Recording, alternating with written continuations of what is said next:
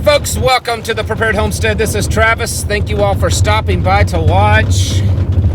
Well, there's more warnings out. At least the U.S. government is trying to spread more warnings. Maybe it's just fear. Maybe they're just trying to get everyone afraid. I don't know. But there's some more warnings coming out about this Russia sending nukes up into space. Came out today that U.S. has intel that they're planning on putting nukes into space this year. And while they do not have intel that Russia would use those nukes this year, what they're worried is that there could be some kind of accident, that one of these nukes could go off in space accidentally. And that they said that if that happens, it could potentially take out up to a third of our satellites. I'm no expert in any of this. I'm just a commentator. But I think a third of our satellites taken out would probably, I don't think that the rest of them could keep functioning and everything be fine. So if a third of the satellites were taken out by some nuclear explosion in space, yeah, that would be really bad. Probably would start World War III for sure if it hadn't started by then already. So yeah, if all of that's true, that's a really bad deal. But again, remember, this is just, in a lot of ways, speculation. I mean, you and I aren't privy to the intel that's actually, out there. We just know what they tell us. So is this just more fear-mongering?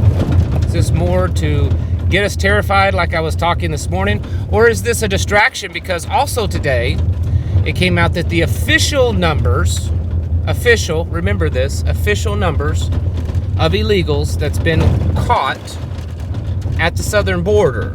You catching all the little keywords there? Official, southern border, caught.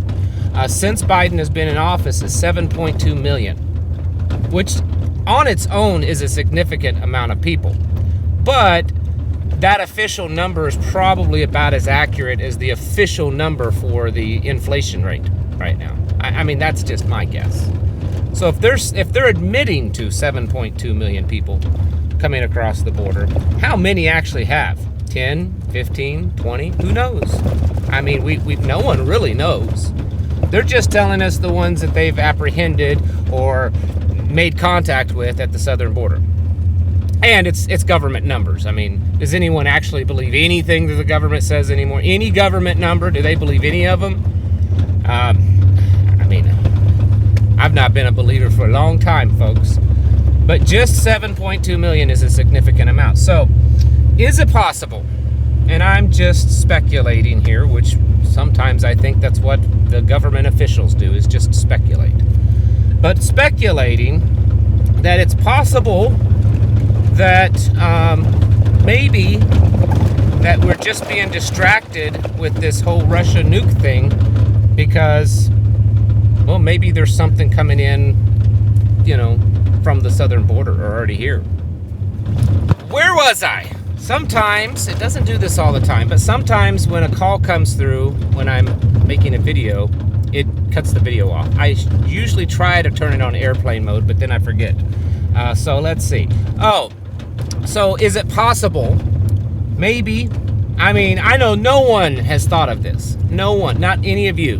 None of you have thought of this. I mean, it just popped in my head that it's possible that some of those people that's coming across the border illegally, maybe they're the ones that have some kind of plans, that they're going to do something.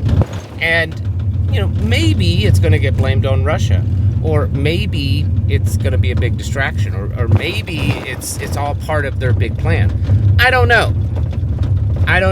But the point is that there's a lot of talk about this. They're really hitting this hard. Now, it could just be that they're just trying to distract everyone from the fact that, it's finally become officially known that Joe Biden is old and decrepit and too senile to be the president in chief. But, maybe that's all it is. Maybe it's just a distraction from that. Maybe it is just a ploy to get Congress to be terrified so that they'll spend a whole lot more money and send it to Ukraine. We got to print those dollars and send it to Ukraine. I don't know. But I do find it interesting that this is kind of the narrative right now. And usually when they're trying to push a particular narrative pretty hard, there's something going on. There's something up. We all know that time is getting short between now and the next election. In fact, it was just out a few days ago that the Biden administration is apparently trying to do things to make it difficult for whatever those things are. But they're trying to do things to make it difficult for just in case Trump gets elected into office, that it'd make it difficult for him to really change things up.